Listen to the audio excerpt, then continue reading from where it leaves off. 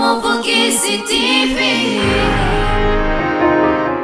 Kuri uyu wa mbere genekerezo rya 16 ukwezi kwa gatandatu muri diocese nkuru ya Gitega harabaye urukino rudasanzwe rwahuje abasaseredoti ba diocese nkuru ya Gitega na diocese nkuru ya Bujumbura.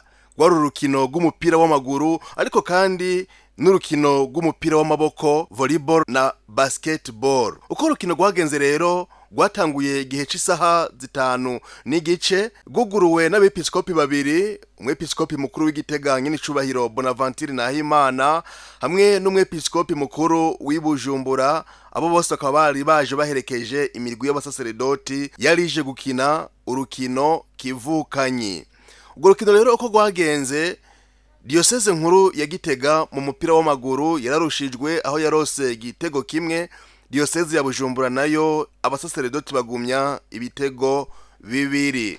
Nayo mu mupira w'amaboko Gitega yaravyifashemwe neza aho yatsinze cyane haba muri volleyball na basketball. Abibujumbura bakaba bararushijwe, ariko tubabwira yuko ahanini batashira imbere ibijanye n'ivyo gutsindana kuko rwari urukino kivukanyi. Inyuma y'izo nkino zose, umwungere mukuru wa diocese nkuru ya Gitega y'Icubahiro Bonaventure Nahimana yarahaye ikiganiro abamenyesha makuru, aho yababwiye ubwa mbere ihangiro canke imvo yatumye urwo rukino, izo nkino zitunganywa, arisho no kubindi bibazo by'abamenyesha makuru. Tumukurikire. Umuvugizi TV.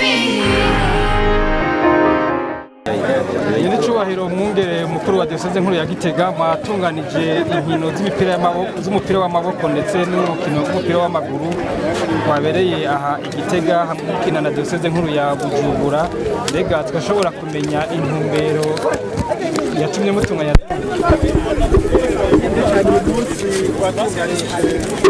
zino nkino z'umupira w'amaguru n'amaboko hagati ya diocese nkuru ya Gitega na diocese ya Bujumbura, kuko dusanzwe turi mu mwaka wa yubile y'imyaka 100 y'ubusaseredoti.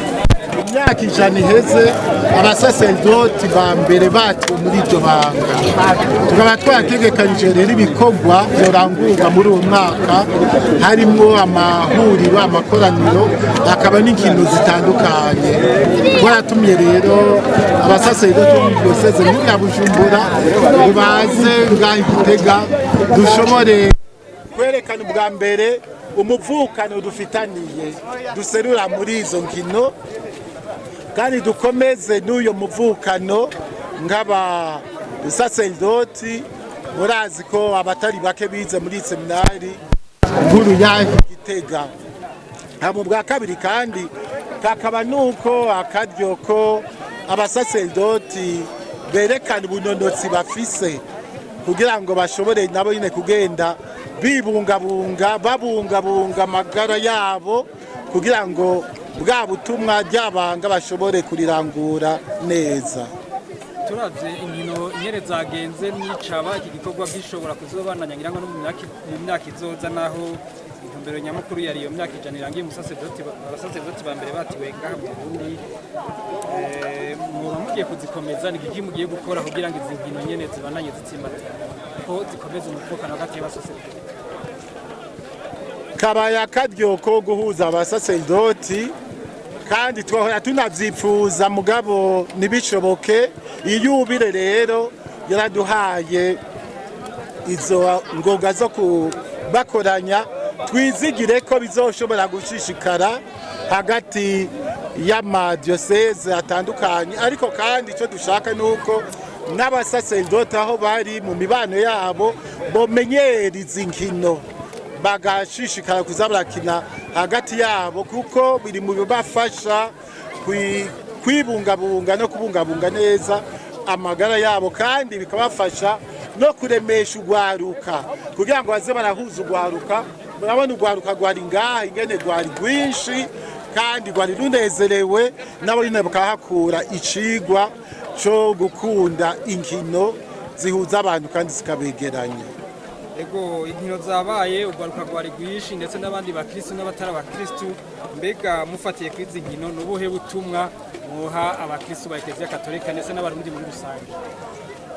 Nobaza kusa yuko no ku munsi w'ejo hahise kuwa gatandatu kuw'Imana hari yubire muri uyu mwaka wa yubire y'imyaka 2025 hariho yubire y'abasportifu i Roma b'abakristo aho bakoranye bavuye mu bihugu byose kugira ngo nabo nyene bace mu muryango mweranda w'iyi yubire aho na Papa Leo yabashikirije ijambo ashikira n'ijambo abakristo bose ababwira akamaro kunonora imitsi k'inkino mu buzima bw'abantu kuko izo nkino by'ukuri ziregeranya abantu zikabahuza kandi zikabafasha no kubwirira imigambi hamwe nk'umugambi wo kurondera amahoro umugambi wo gufasha abandi kuko abamenyera gukina bakinira n'ibikombe bashobora kuronka n'udushimwe bikabafasha no kwibuka abandi bakene eka kandi bigashobora muri umwaka wa yubire no guha umwizero abantu turi mu mwaka wa yubire ushingiye ku mwizero abantu bakagira umwizero w'uko bashobora guhura kandi bakarengera rimwe na rimwe nibatandukanya kuko inkino zirahuza abato ugwaruka ubuho murazi ko hariho n'inkino hagati y'abagendana ubumuga ivyo vyose rero bigashobora gukomeza uwo mwizero mu bantu. Excellence Monseigneur de la Diocèse de Gitega, ici au Grand Séminaire Jean-Paul II de Gitega, la diocèse de Gitega en collaboration avec le diocèse de Bujumbura ont organisé un match de football et de volleyball et de basketball. Pouvons-nous savoir l'objectif de ces jeux? Nous avons organisé ces matchs parce que d'abord nous sommes dans l'année jubilaire du sacerdoce au Burundi. Nous célébrons le centenaire des premières ordinations sacerdotales au Burundi et parmi les activités prévues, il y a des réunions, des rencontres, même un congrès sur le sacerdoce et aussi les jeux comme le football, le basketball, le volleyball, comme nous venons de le voir. Et l'objectif, c'est de consolider la fraternité entre les prêtres, mais aussi de favoriser le sport chez les prêtres. Parce que parmi, il y a encore des jeunes qui ont grandi en pratiquant le sport. Il faut que même les prêtres continuent à entretenir leur santé pour éviter même certaines maladies liées au fait de rester au même endroit, à la sédentarité, je voulais dire. Compte tenu du déroulement de ces matchs, qu'est-ce qu'il faut améliorer? Est-ce que ces matchs seront organisés également dans l'avenir? De temps en temps, il y a des matchs qui sont organisés. Par exemple, ici dans l'archidiocèse de Gitega, au moins 2 fois l'année, les prêtres jouent avec les séminaristes ici, les grands séminaristes. Je pourrais même, le responsable de l'équipe est ici. Et on pense que cette expérience va consolider cet esprit d'aimer les jeux pour favoriser les rencontres fraternelles, mais aussi pour favoriser l'épanouissement personnel des prêtres dans le sport. En tant que président de la conférence des évêques catholiques du Burundi, quel est le message à l'endroit des chrétiens et du Burundi en général? D'abord, je voulais dire qu'au niveau de l'Église universelle, hier, samedi et dimanche dernier, il a été célébré le jubilé des sportifs à Rome. C'est-à-dire que les sportifs venant de tous les pays étaient rassemblés à Rome pour célébrer leur jubilé. Donc pour dire que le sport n'intéresse pas seulement les autres, même le sport intéresse l'Église et les gens d'Église. Et à cette occasion, le pape Léon XIV a adressé une parole même pendant l'homélie, à ces sportifs qui étaient réunis, leur parlant de l'importance du sport dans la vie des gens, dans la vie des populations, outre que ça favorise, comme je le disais, les rencontres fraternelles, rencontres d'amitié entre les personnes, entre les joueurs, mais ça aide aussi les sportifs à avoir des objectifs communs, par exemple, pour aider, par exemple, les pauvres. On connaît qu'il y a des sportifs qui emploient ce qu'ils tirent de leur jeu pour aider certaines catégories de personnes, mais aussi que les sportifs puissent semer l'espérance, puisque nous sommes dans le jubilé consacré à l'espérance entre les personnes, l'espérance dans les personnes, pour montrer que effectivement on peut atteindre ce qu'on veut réaliser. Je vous remercie, merci. Merci à vous pour être venu couvrir. Comment Focus TV. Nyuma y'izo nkino barahuriye mu gatoto aho amajambo yahavugiwe naho nyene yabaye amajambo yo gushima ico gikorwa cakozwe, aho mbere bagiye basaba yuko igikorwa nk'ico coza kiraba kikabandanya mu madiyoseze atandukanye. Naho nyene umwungere mukuru w'Ibujumbura yarashikirije ijambo agaragaza akanyamuneza kubwo rukino rwari rwatunganijwe hagati y'abasaseredoti, agira ko amenyesha mbere n'abako biteguriye kuzokwakira neza abasaseredoti bazoza gukinira hariya muri diocese nkuru ya Bujumbura. Tumwumvirize Musenyeri mu ijambo ryiwe. Comment Focus TV. Bose ibyo mwabonye, reka mwese bakunzi ndasubiye kubaramutsa ntitugire Kristo ngo agakuru ntigakurubusa. None rero iyo ni Gitega murazi yuko ari tubyara kandi tubyara twese.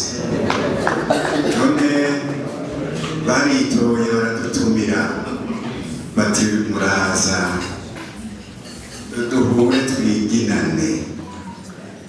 Jewe iryo jambo naryumvise ndi abantu bo bakambure, abantu badutumira kugira ngo duhure twiginane. Mbere n'ibyo byo gukina nukuri je sinabyumvise neza,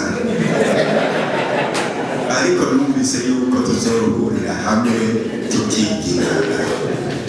Icyatunzanye ngaha rero nuko kwiginana kugira ngo twerekane umuvukano dusangiye twese kandi dukomeze uwo muvukano wacu nk'abasaseredoti, nk'abasangiye Eklezia. None rero mubanze mwirwanya Bujumbura, abanyagitega mudushimire kutwaje.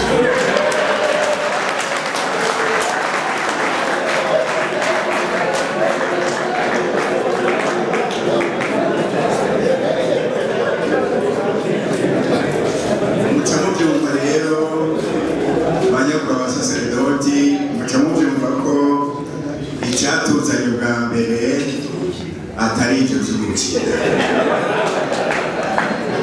Nimwagomba ko tuza gukina muzoduteguza nk'umwaka wose,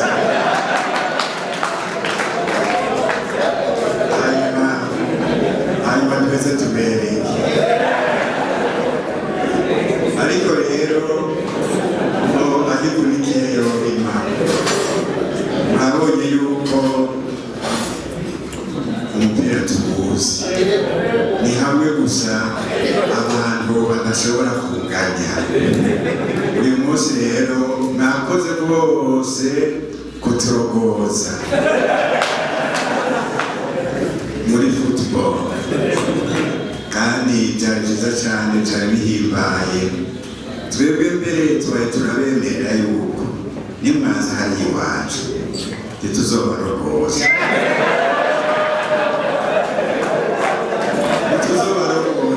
ntituzobarokoza gusa tuzobaherera muri byose.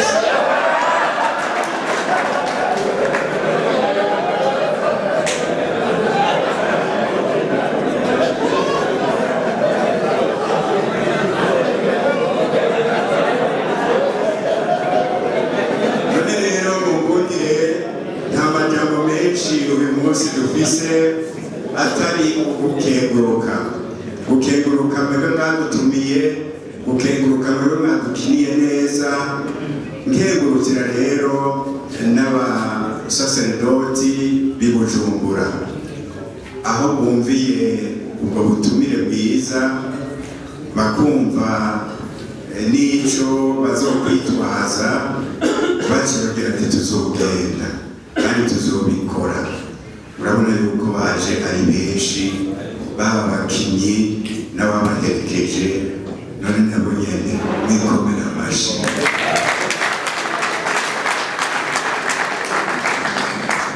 Turahimbawe rero kuko nyakubahwa umwepiskopi mukuru w'Igitega aje kubivuga. Igikuru nuko twaje kugira ngo duhimbaze yubile yacu, twiyumve mw'ibanga ryacu, kandi twongere twereke n'abandi bantu bose. Numvise avuga ngo abana n'abana bakikane.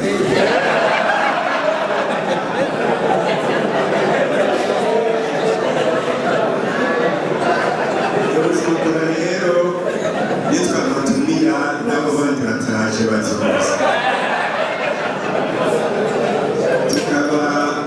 tukaba rero tubakengurukiye rwose no kuri izi nzimano ziryoshe cyane. Iyo tuje ngaha twama tuza dufise umutima w'ubwubashe bwinshi, nk'uko nabivuze ngitangura, mwebwe ngaha muradukurira. Aha hamwe ari kapitale ecclesiastique, kandi n'ubu iracari kapitale ecclesiastique.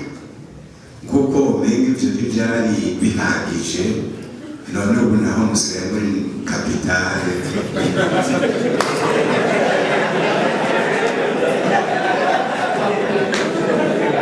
Navyumvise ibintu rero bija ibindi bintu, none rero twaje ibintu biri ko twaje kugira ngo dukomeze umuvukano. Nukuri najewe nagira ngo ndiko ndihuta sinjihuse. Rero twahishikiye nuko nimutubwire ngo byakwiye, oya ibyo byakwiye twebwe twobivuga, sinebe ngo bivuga.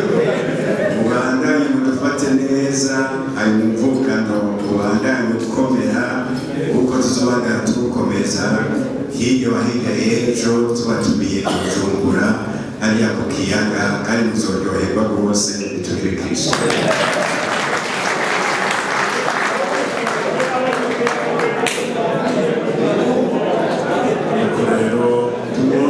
Kumuvugizi TV, Kumuvugizi TV.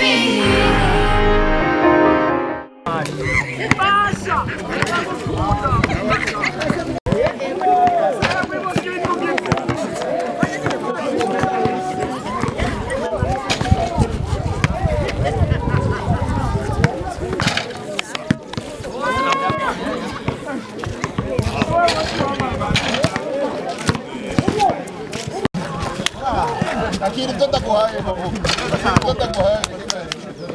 Radu chapu chupa chapa se.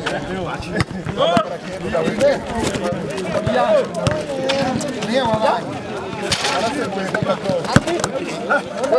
We coach, kebe. Kebe. Biraguhanga. Nadhani inafurutse ine. Msesenge ni hii.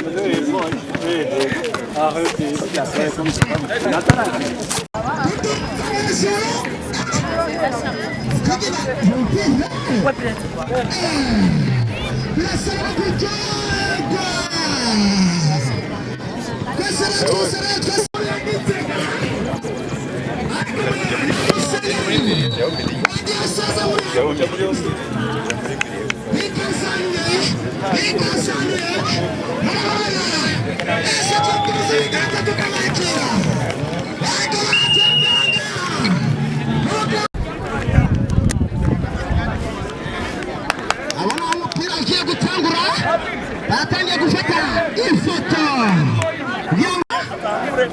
bafata amafoto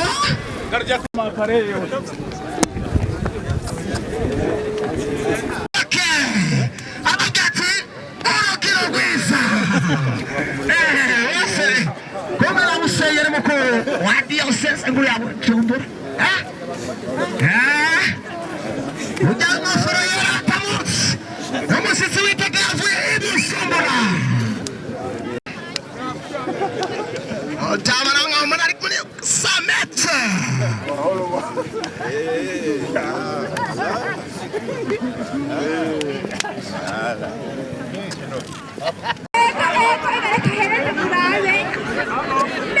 neza yererere biraherera he none kurikirana neza mu byirabire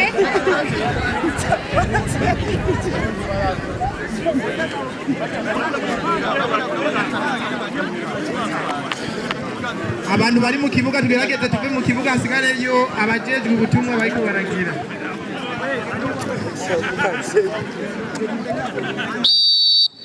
ifirimbi ikabira vuze ego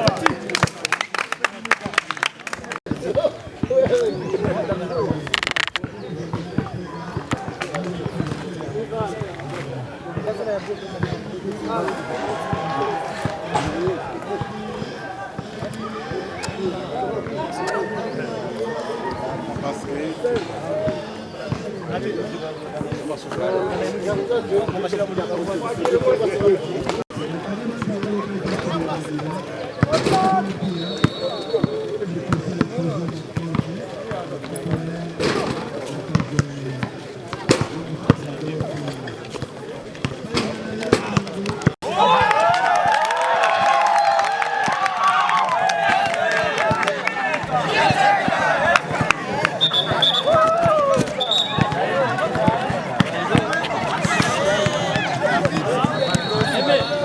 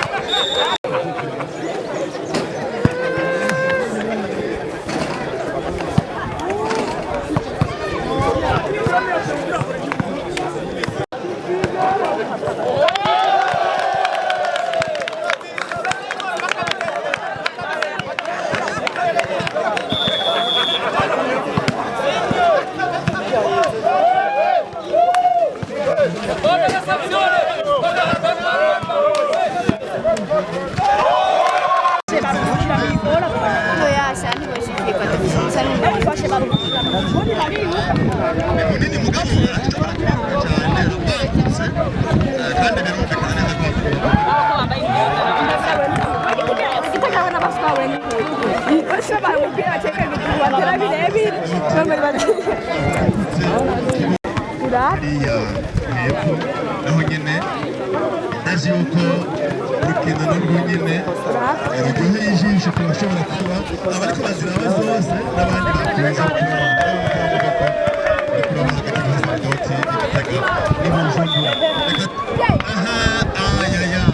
umupira inyuma ariko biragaragara neza yuko abakinnyi baraba bakabitutira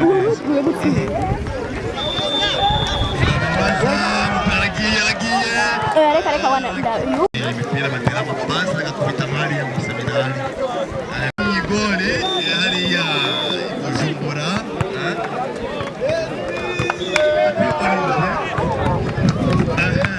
nabamenya buke sinamenya abasaseredoti bari hano mu kibuga aragiye gori yamusamye umupira neza cyane abasaseredoti bari muri mwiza baciye bambwira Eric marafashe umupira baciye bakana bahana batsinda ijana niko bayita uje n'umupira Bernard urabona arashamo na kabidiya kugira ngo nyine tubone neza yuko ntabyorosha mu gihe afashe umupira umusaseredoti ari mu kibuga aza gufata umupira neza cyane igori Patirinde arateye umupira w'inyuma waguye inyuma yari yameze magabo Patiri Auguste kugira ngo ashobore gufasha umupira utari bumenyereye haba igitega mbere nibaza mbere no mu Burundi aho amadiyoseze abiri ashobora guhura urabona ko abasaseredoti babangutse cyane aratera kufura ukamengo umupira ugiye kuba inyuma ariko bari bawubonye arateye umupira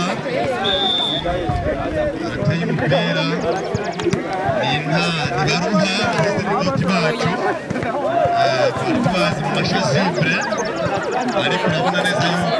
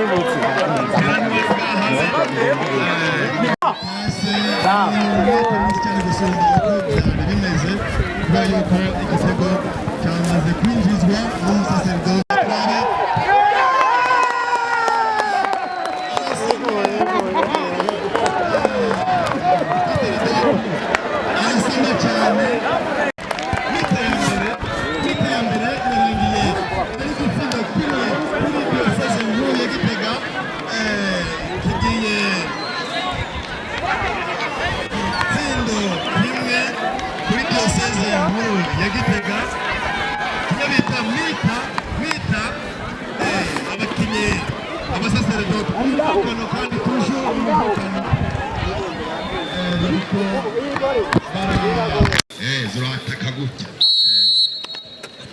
urukino ruratanguye rero icese urukino ruratanguye utanguye isaha indwi n'iminota 53. Patiri Kadomiyano arateye umupira Mehe aratanga icenge gikomeye cyane kwakuriza yuko abahugiye umukino w'urwo Patiri Koza ateye umupira ugoye inyuma ariko bazananye ukundi gushaka gukomeye cyane n'iki gice kigira kabiri ntibiza koroha naho nyene Patiri Philbert Bwungure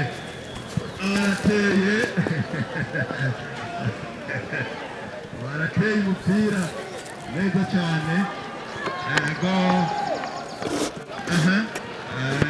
yari korona mugabo siyo turabe atega tangicenge turabe umupira barawukuye mutwe Patiri ateye umutwe bariko barakina umupira urimo amaraso mashasha ariko novuga agati gashasha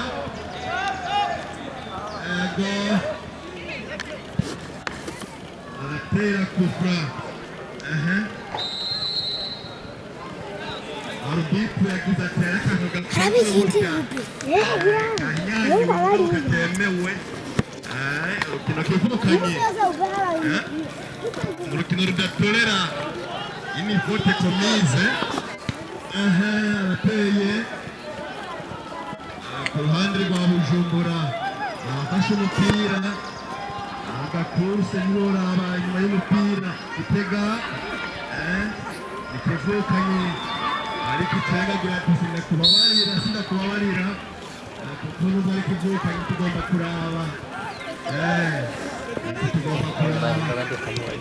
sinzi uwo yabivuga ati burya kapitale ekonomike nk'uko rero turi Bujumbura muvuma ni nyinshi cyane aho bashobora rero kwerekana yuko ari muvuma ari nyinshi cyane Gitega naho habera ibikorwa byinshi cyane twama ingingo zifatirwa ngaho Gitega amadesizionariya dufata desiziyo natwe yo gutsinda umuntu yavyandika bivuze ko ariko rero bagira bati nubwo ari kivukanye n'itegeko ry'Imana burya ntiritura ikosa rihanywe rirahanwa nyene ikosa rikozwe rirahanwa niko bimeze mu nkino nubwo bari kivukanye agira ati ubwiza bw'induku arateye umutwe rero ntituzi nyene bica bigenda yateye umutwe umupira waciye inyuma cyari igitego wawundi agomba kwandika ibyahatswe atatwandikira ibyahatswe cyagiye hafi ubundi akabibona kuba tuba tutanu hafi y'igori kuba twari cyahatswe mugabo giciye nk'inshuro 10 ikintu cyari ibyahatswe rero mubyandika ahantu zo kuraba abahakije byinshi nabo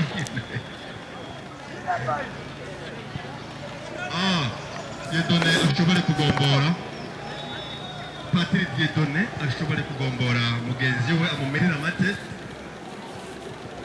hasohoka Patiri Dieudonné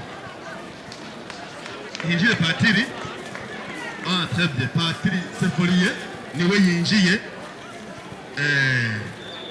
ni nka kurya ubona ku iparuwase haza umusaseredoti wundi ataramenyerewe agira ati uzoze kumufasha guhereza ibuka ya misa no muri zino nkino rero baragira bati reka umwe amirira amate uwundi kandi nkino kivuka noneho inkino zose zama zigenduka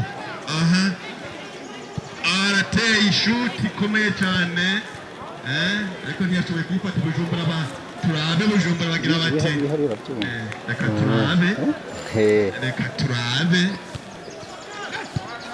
turabe ngene biza kugenda biza guhera gute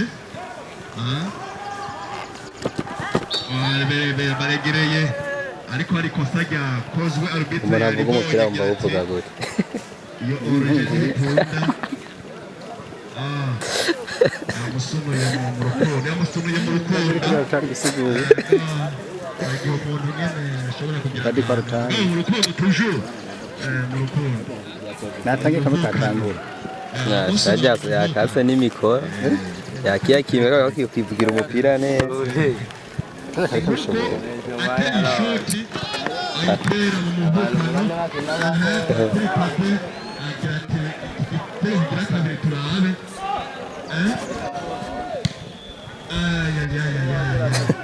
aratera umupira ukavuga ngo tebege ejo bizogenda gute ejo hazokurikira iki n'inkino zikoze cyane aragiye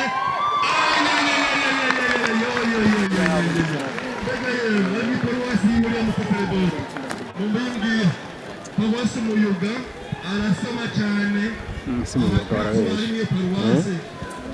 simuyuga warabeshye baje kubashyigikira nacyo tugicishamo yuko umusaseredoti baherekejwe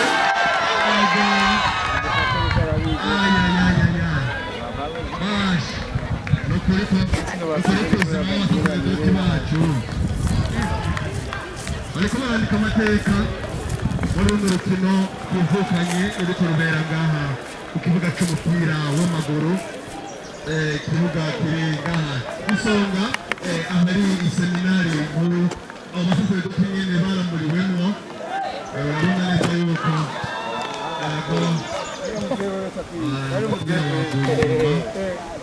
ariko urukino rurabandanya kandi ubona neza yuko bose bafise ishaka ryo kubandanya arateye rero turabe ateye ishoti twakira afise ibiro vyinshi mugabo ateye ishoti vy'ubumengo bigenda gutya none antrenema bayigize ryari abasaseredoti bacu bariko bakina umupira mwiza cyane bahakiza umupira w'amaguru iseminari nkuru y'umupira w'umuyaga Yohani Pawulo wa kabiri imyaka ijana irumanye tubonye abasaseredoti ngaha mu Burundi hama tukabona abasaseredoti bariko batwigisha inkuru nziza mu bundi buryo mu gukomeza umuvukano hagati y'abana b'Imana ni ibintu bikomeye cyane ibintu bidasanzwe kandi byo gushimira Imana yaduhaye abasaseredoti bacu jewe mbere ndabibonamo rya ijambo ubutumwa Pawulo atubwira mu ibaruwa yandikiye abasore ikosa rikozwe ati ku kibuga twese twirukamwo basiganwa mugabo hakaba umwe atuhana ishimwe ariko twese twongera ko yuko twiruka basiganwa mugabo ikaba cya kimenyetso canke ingene twibuka guharanira ubwami bw'Imana twaturiwe muri Yesu Kristo reka rero turabe emwe ntawe ubizi iriya kufura iriya alegi ateye umupira waciye inyuma yateye inyuma niko vyama bigenda shoboka siko vyama bigenda mugabo birashoboka yuko amahirwe ashobora kuba make ugatera inyuma arateye umupira barawufashe bagira bati Gitega bagira bati reka turabe twongere ikindi Bujumbura bati reka natwe ikivukanye ariko kimwe ikindi ntiyoraba biraza gutoza nubwo tukiri igitego kimwe ku busa Farane washaka tujye ko mbona imwe ugomba twongerako Patrick Claude arateye kugira ngo mugenzi we ntawumwake urabona yuko bakibangukiye ubutumwa bwabo bwo kumenyesha inkuru nziza mu bundi buryo babikishije mu rukino rw'umupira w'amaguru ego mbere nimba kosa rigira rihanwe yagize agashoke mugabo birahera udatikawuka birahera biraza guhera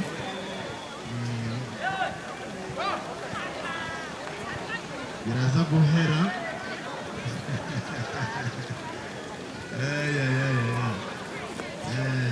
kandi ndababwira neza yuko burya inkino mwene izi ziba zikenewe cyane harimo n'uburyo bwo kunonora imitsi byiza kunonora imitsi nibaza yuko inkino nyinshi zikwiye kuza ziratunganywa bafite amavitariya ejo bundi ejo haza abihebeye Imana abafurera nabo tukababona mu kibuga kurupapa ababikira nabo nyene ejo tukazobona abikira wa mbere abyandika ahantu tukabona abamama mukuru bateguye urukino rw'ababikira ngaha mu kibuga n'agasukari nako nyene kugira ngo akagwisa n'agace kabandanye kameze neza atahava rero agasubirwa n'uyundi musaseredoti yitwa Patrick hariyo bazi twishi agira nawe ujya mu kibuga mu muvukano kandi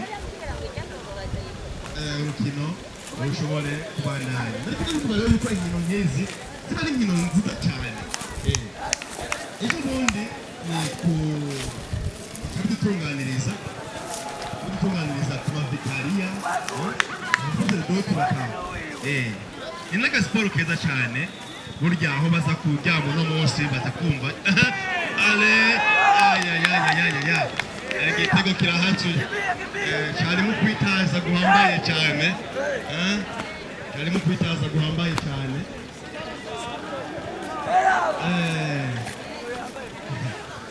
reka turabe iriya ni cyiza gutanga kuko ego aragiye umupira waguye inyuma ariko urabona yuko n'imipira iriko irakina imaze kuba mu kibuga irazi yuko igikinwa kivukanye n'imbere ya mipira ishobora kwiyumvira biradutera bwawe ukarakivukanye bagenzi abantu baba batera umupira yumva umupira uzogaruka ariko imipira y'abasaseredoti nta kubabaza cyane kuko ikivukanye turiko tuhigira ibintu byinshi cyane hano ku kibuga cy'umupira w'amaguru kiri i Nyabututsi ngaha nisonga barangire ko ari songa ahari iseminari nkuru yitiriwe umweranda Papa Yohani Paulo II murabizi neza yuko n'umweranda duhimbaza muri ekleziya kandi yashoboye gushika ngaha Igitega none rero birumvikana neza yuko bahagemye cyangwa babikoze ko kugira ngo runo rukino rushobore kubera ngaha kabone ko n'abandi basaseredoti nyene bose baramuwe niko baciye mu maseminari atandukanye mugabo iyi seminari niyo ihava ikaramura abasaseredoti bacu bava ngaha baje kuronka ubusaseredoti ni ibintu byo kwishimana cyane n'ubundi buryo rero bariko barakoresha mu kumenyesha inkuru nziza umugombozi wundi Eric agomba kugomborwa n'uyundi musaseredoti yitwa Patri Petero Claver agomba kugombora mugenzi we Patri Eric kugira ngo urukino rubandanye rugenda neza. Patri Gacumu aragiye mu kibuga kugira ngo kajya kantu rero nakantu ko guhinyanyura impinyanyuro kabisa numva abantu rero bari mu abanyegori hata bahora bakora gasa n'igitego kagira akantu nyene katabika tujya dukora byema ateye umutwe ariko umupira aciyerwa inyuma ariko ntaratubwira ati umwanya uracyahari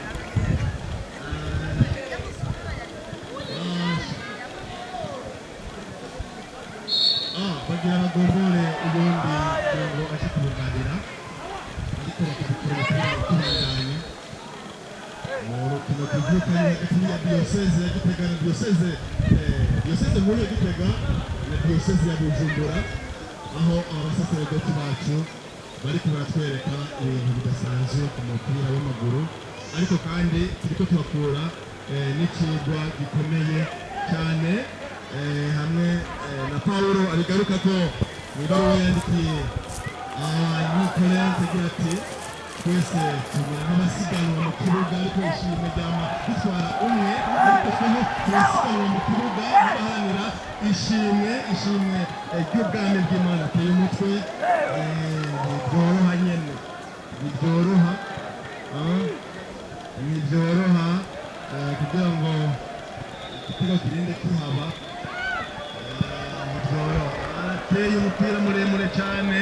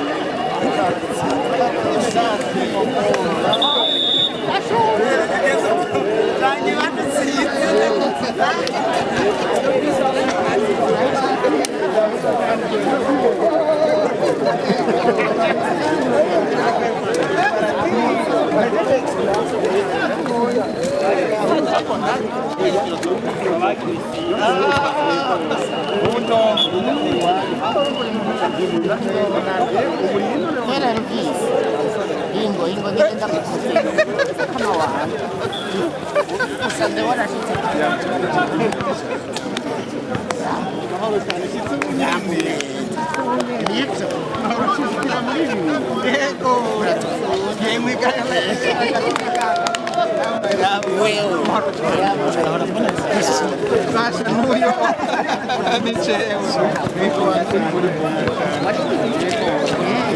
Bravo Martin.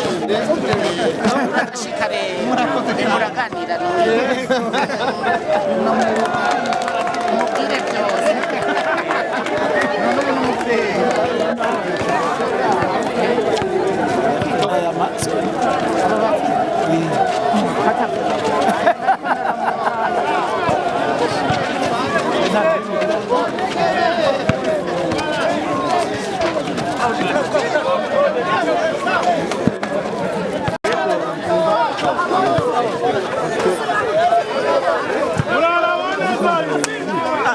ni bleu. Itu kan ni bleu.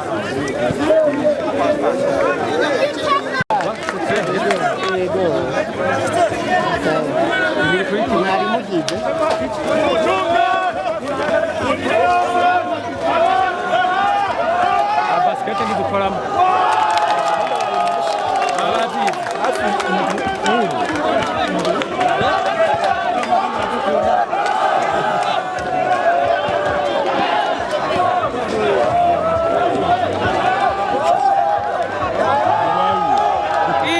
basket.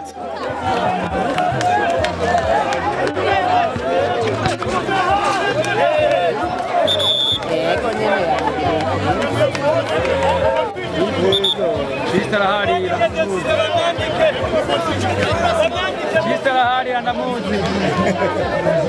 Nuyo di. Umuriyo badike sahari. Ni muri football hari itu. Itu wa mwitu. Sijistere. Ene byase. Kiraga kuga.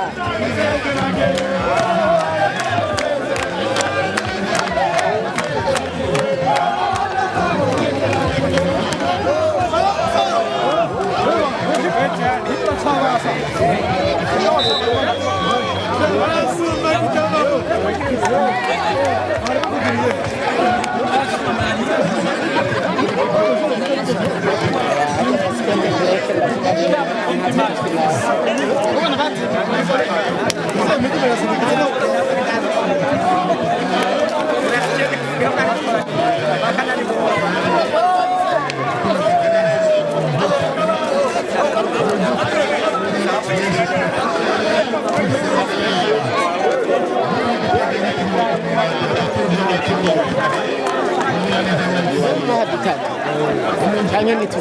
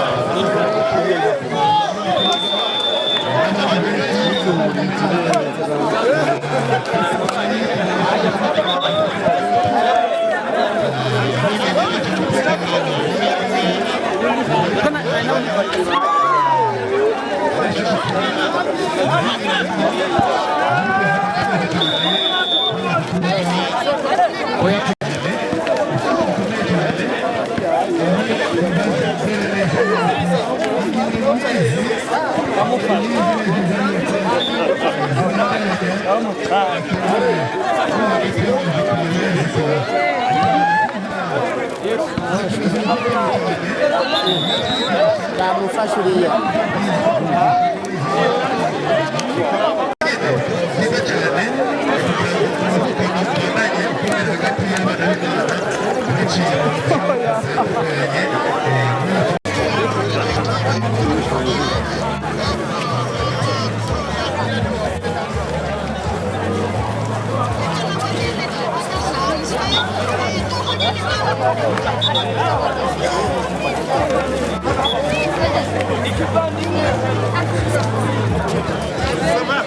batwara intsinzi kuko kabiri Football simara kono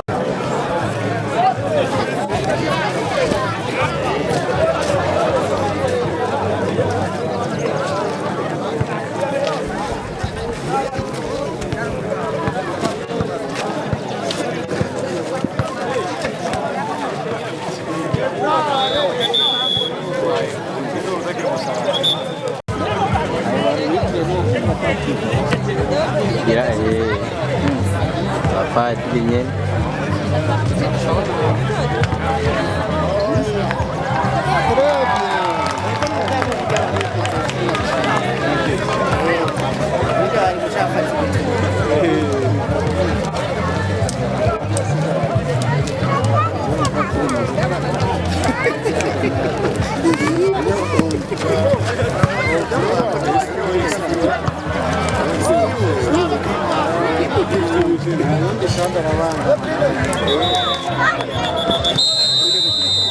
Como Foguese TV.